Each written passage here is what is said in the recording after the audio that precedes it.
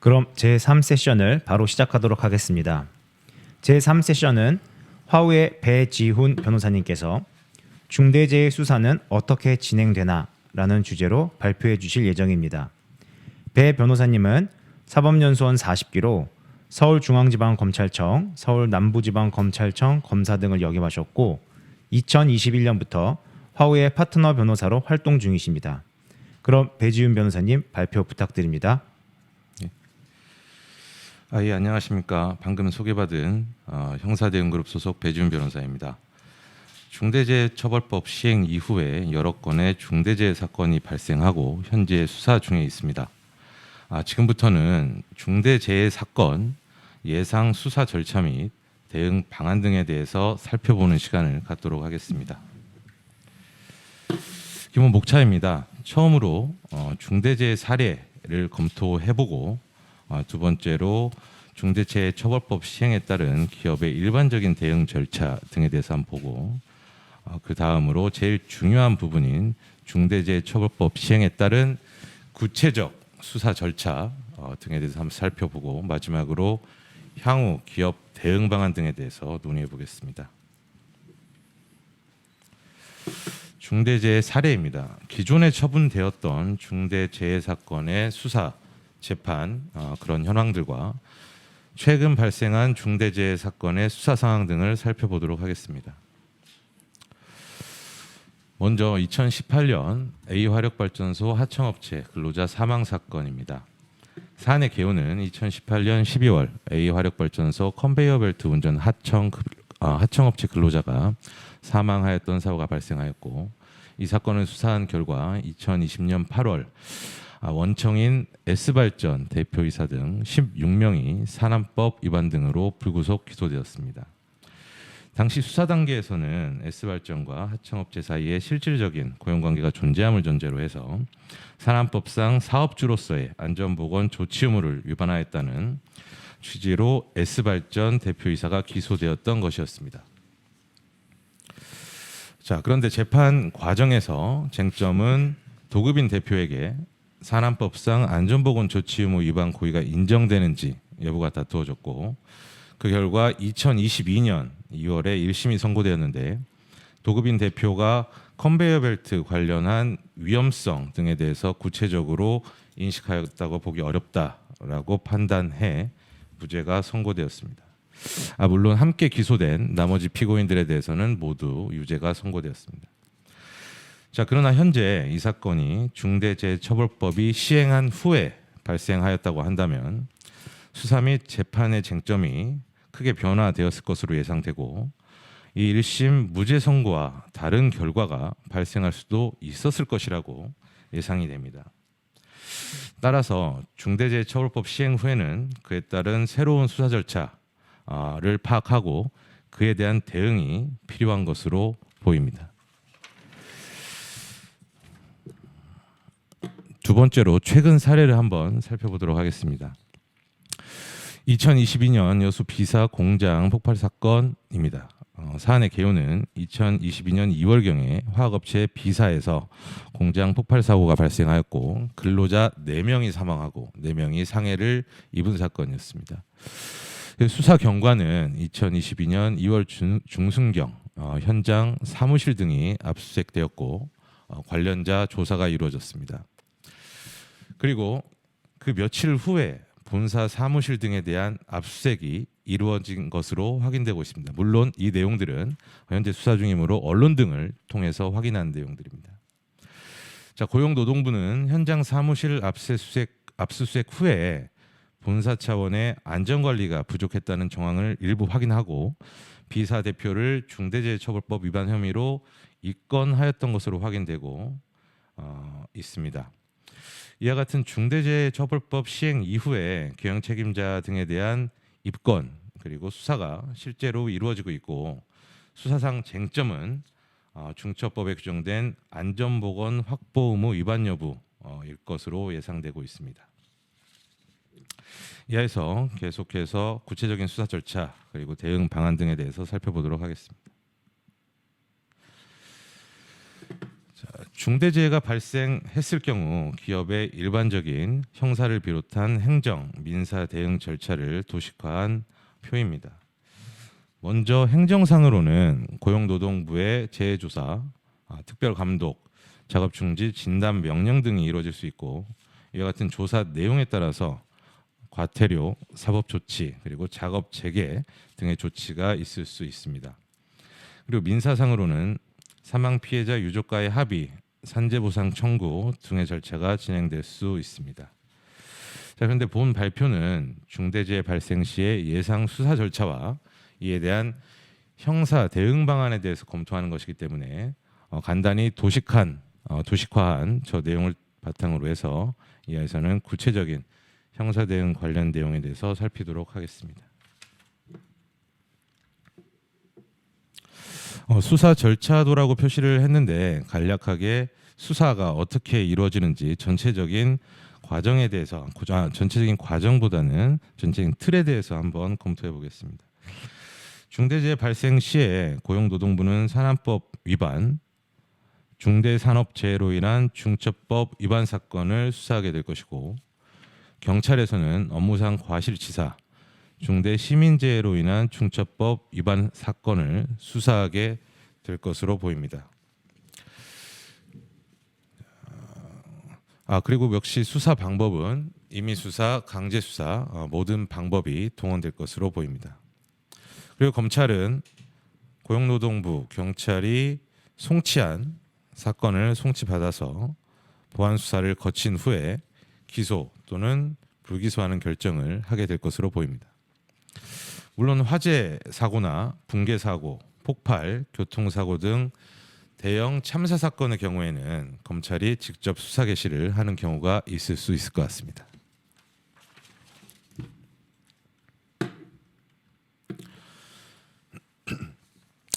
중대재해처벌법 수사 특징에 대해서 한번 살펴보도록 하겠습니다.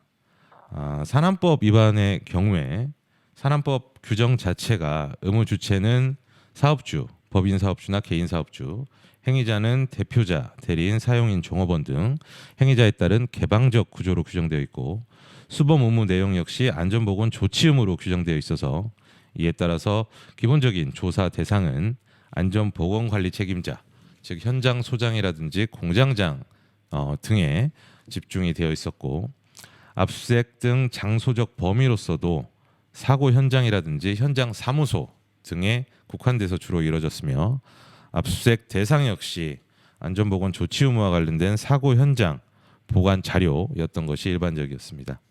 자, 그런데 중대재해처벌법 위반 수사의 경우에는 의무 주체가 개인 사업주, 경영 책임자 등으로 규정되어 있고, 행위자는 경영 책임자 등의 폐쇄적인 내용으로 규정되어 있으며, 수범 의무 내용 역시 안전보건 확보 의무로 규정되어 있어서 약간 다른 형식의 규정이 있고, 이에 따라서 조사 대상은 경영 책임자 등이 될 것이고, 이에 따라서 압수수색 역시 본사 안전보건 담당 부서 또는 경영 책임자 사무실 등에 걸쳐서 이루어질 가능성이 있습니다. 그리고 압수수색 대상도 안전보건 확보 의무 관련 본사 보관 자료, 경영 책임자의 휴대전화, 통신 내역까지도 확대될 가능성이 있을 것으로 보고 있습니다. 자, 중대재해처벌법 제6조 1항은 사망 발생 중대산업재해의 경우에 1년 이상의 징역 또는 10년 이하의 벌금에 처하도록 규정되어 있어서 산업안전보건법 위반의 경우와 비교해서 볼 때 법정형이 매우 중해서 구속 등 신병 검토 가능성도 대두되고 있는 상황입니다. 중대재해처벌법 수사 주체에 대해서 한번 살피겠습니다. 앞서도 간단히 살핀 바 있는 내용인데, 고용노동부 근로감독관은 안전보건관리 책임자 등에 대해서 산안법 위반 사건, 그리고 경영 책임자 등에 대해서는 산업재해로 인한 중대재해처벌법 위반 부분을 수사할 것이고, 경찰은 안전보건관리 책임자 등에 대해서 업무상 과실치사, 그리고 경영 책임자 등에 대해서는 시민재해로 인한 중대재해처벌법 위반 부분을 수사하게 될 것으로 보입니다. 앞서 말씀드린 바와 같이 검찰은 역시 모든 사건을 송치된 후에 보안 수사를 거쳐서 기소 여부를 결정하게 될 것으로 보입니다. 자, 이에 더해서 중대재해처벌법 시행 후에 변화가 예상되는 수사 절차를 간단히 한번 보겠습니다. 자, 고용노동부와 경찰은 기업 본사에 대한 압수수색 등 강제 수사를 개시할 것이 예상이 되고, 또한 죄명별 수사 주체가 달라서 같은 사안을 두고도 고용노동부나 경찰이 동시에 수사를 진행하거나 중복적으로 압수수색 후에 수사를 진행할 수 있는 가능성이 있다고 볼 수 있습니다. 또한 최근 고용노동부는 전국 7개 노동청에 디지털 포렌식 팀을 설치하고 안전보건 확보 의무 이행 여부 등을 확인하기 위해서 강제 수사 시 디지털 증거를 수집 분석할 것으로 예상되고 있는 상황입니다. 중대재해처벌법 예상 수사 절차에 대해서 구체적으로 살피도록 하겠습니다. 자, 종래 산업안전보건법 위반 수사의 경우에는 재현장 조사, 현장 관리 자료를 확보하고 검토, 그리고 참고인 조사 등을 통해서 규명된 사고 원인에 따라서 현장 소장 등을 형사 입건한 후에 피의자 조사를 거치는 것이 거의 일반적인 과정이었습니다. 자, 그런데 중대재해처벌법이 시행된 이후에는 마찬가지로 재현장 조사, 현장 관리 자료 확보, 그리고 검토, 참고인 조사 등을 통해서 사고 원인을 규명할 것이고, 이 규명된 사고 원인에 따라서 경영 책임자 등을 형사 입건할 가능성이 커졌습니다. 그에 따라서 그 후에 본사 안전보건 담당 부서 경영 책임자 등에 대한 압수수색을 통해서 안전보건 확보 의무 관련 자료를 확인할 것이고, 이에 더해서는 경영 책임자 등에 대해서 통신 내역을 확인함으로써 안전보건 관련 지휘감독 관계 역시 구체적으로 확인할 가능성도 있습니다. 자, 이와 같은 수사 과정을 거친 후에 경영 책임자 등에 대한 피의자 조사가 이뤄질 것으로 예상이 되는데, 역시 이 경우 경영 책임자 등에 대한 구속영장 신청 등 신병 검토 가능성도 예측해 볼 수 있습니다. 자, 중대재해처벌법 시행 이후에 이미 중대재해로 평가할 수 있는 사건이 다수 발생하였습니다. 재해 발생 직후에 현장 조사 등을 통한 사고 원인 규명을 전후하여 본사 경영 책임자 등에 대한 입건, 그리고 본사 압수수색 절차가 실제로 이루어지고 있는 실정입니다.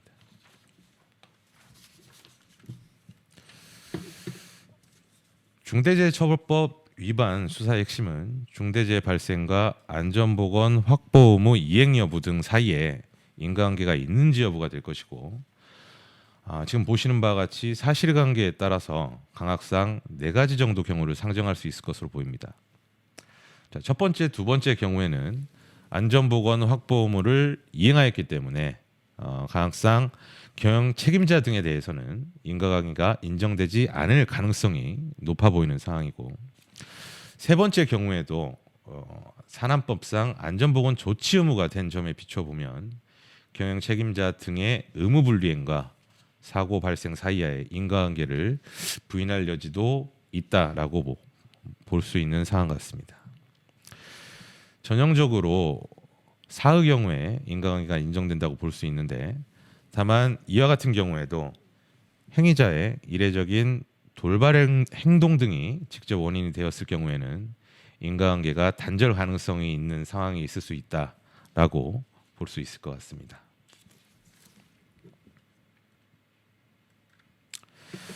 자, 다음으로 대인적 수사 부분인데요. 수사 시에 인적 조사 대상, 그리고 대략적인 대응 방안 등에 대해서 한번 살펴보겠습니다. 산안법 위반, 중처법 위반, 공통적으로 기본적으로 안전보건 관리 책임자, 통상 공장장이라든지 현장 소장이 될 것이고요.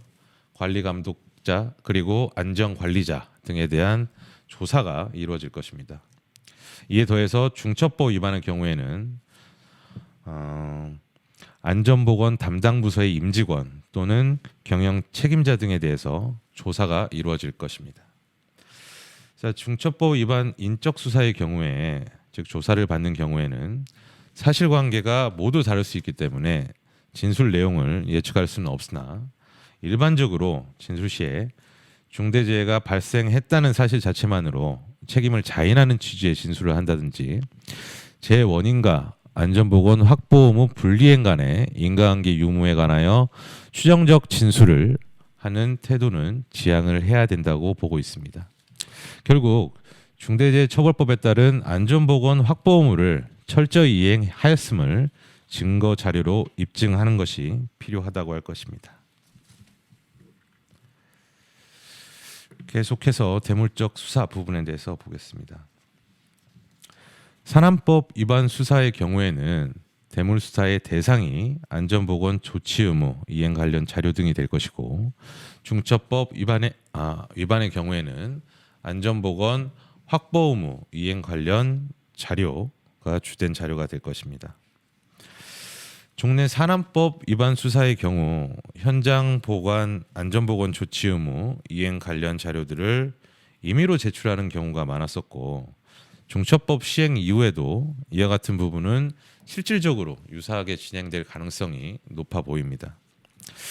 다만 최근 발생한 중대재해 사건 수사 경과를 지켜보면 이와 같은 안전보건 조치 의무 이행 관련 자료, 현장에 보관하고 있던 자료 등에 대해서도 강제 수사가 이뤄지는 상황을 확인할 수는 있습니다. 자, 중처법 수사의 경우 안전보건 의무 이행 관련 자료를 수집하기 위해서 압수수색 등 강제 수사 방법이 동원될 것으로 보이는데, 자, 이 경우 오프라인 압수수색 경우에는 일반적으로 압수 장소 및 대상을 제한하고 영장 사본을 교부받으며 범죄 사실과 관련 있는 자료들에 대해서만 압수되도록 하고, 피압수 당사자 및 관련자들이 참여할 수 있는 참여권이 보장되도록 하여야 하며, 압수 절차 종료 후에 압수 목록을 교부받는 등 적법한 압수수색 절차를 위해서 전 과정에 대응이 이루어져야 합니다. 그리고 디지털 증거 압수수색의 경우에도 무결성 및 동일성 등을 위한 절차가 준수되어야 하고, 범죄 사실과 관련 있는 자료 선별을 위한 참여권 보장 등이 이루어지도록 하여야 할 것입니다. 참 디지털 포렌식 절차를 좀 보도록 하겠습니다. 디지털 증거 수집 절차의 대응이 중요한 이유에 대해서 간단히 좀 말씀드리겠습니다. 보시는 바와 같은 그림은 기술적인 부분이라고 볼 수 있고, 실질적으로 디지털 포렌식이 이루어지는 단계라고 보시면 될 것 같은데 참고 자료로 보시면 될 것 같고, 통상 수사 준비, 증거물 획득, 그리고 분석, 보고서 생성 등의 절차로 이루어지게 됩니다. 자, 디지털 증거는 대량성, 비가시성, 그리고 비가독성 등 전자정보의 특성으로 인해서 수사기관이 압수수색 과정에서 수집한 다량의 정보를 그대로 보유하는 경우에는 헌법과 형사소송법이 허용하지 않는 탐색적, 포괄적 수색이 되거나 별건 압수수색이 이루어질 가능성이 있습니다. 자, 이는 기업의 정보 유출과 관련해서 민감한 부분이 될 수 있기 때문에 새로운 위험성을 갖게 되고, 그렇기 때문에 이 부분에 대한 대응이 매우 중요하다고 할 것입니다. 따라서 중대재해처벌법 수사 과정에서 고용노동부, 경찰의 디지털 증거 분석 결과에 대응하기 위해서는 사측의 디지털 증거들에 대한 포렌식 분석 그리고 검토가 이루어져야 효율적인 대응이 가능할 것으로 예상되고 있습니다. 자, 마지막으로 향후 기업들의 대응 방안에 대해서 한번 살피도록 하겠습니다. 자, 우선 제일 중요한 부분은 안전보건 확보 의무 이행으로 재해를 예방하는 것일 것입니다. 자, 이를 위해서는 안전보건 관리체계 현황을 분석하고 법령상 요구사항에 따른 개선을 검토하여야 합니다. 또한 중대재해처벌법상 인력, 조직, 예산 등 안전보건 관리체계를 철저히 확립하고 안전보건 확보 의무 이행사항 관련 자료들 역시 보존하고 철저히 관리하여야 할 것입니다. 자, 그런데 만약 그 후에 중대재해가 발생하였다면 재해 발생에 대한 신속한 법적 대응이 이루어지는 것이 또 매우 중요하다고 할 것인데, 그 경우에 먼저 중대재해 전담팀을 사전 구성하고 형사 대응 역할을 숙지하도록 하여야 할 것입니다. 자, 그리고 중대재해 발생 시에 신속한 현장 조치 및 법률 대응팀을 선정해서 대응 체계를 구축하고 그에 따라서 안전보건 전담 조직 법률 대응팀의 협업으로 수사 단계별로 적절한 맞춤 대응이 이루어진다면 중대재해 발생으로 인한 형사 리스크를 어느 정도 줄일 수 있다라고 분석하고 있습니다. 제가 준비한 내용들은 여기까지입니다. 그리고 지금 법무법인 하우는 중대재해비상대응팀을 대규모로 조직하여 운영하고 있기 때문에 참고하여 주시기 바랍니다. 예, 이상 발표를 마치겠습니다. 감사합니다.